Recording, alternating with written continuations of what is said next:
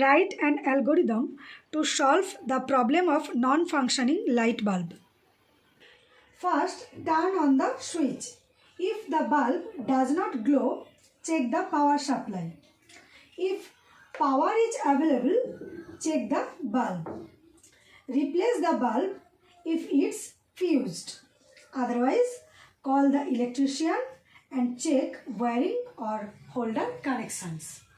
Draw a flowchart to solve the problem of a non-functioning light bulb. First start, then the three conditions are checked.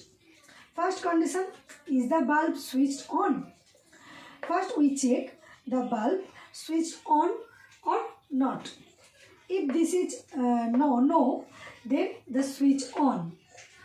Then check the next condition, bulb on. If yes, then end.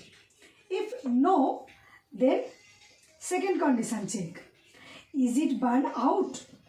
If yes, then replace the bulb and end. Is it burned out?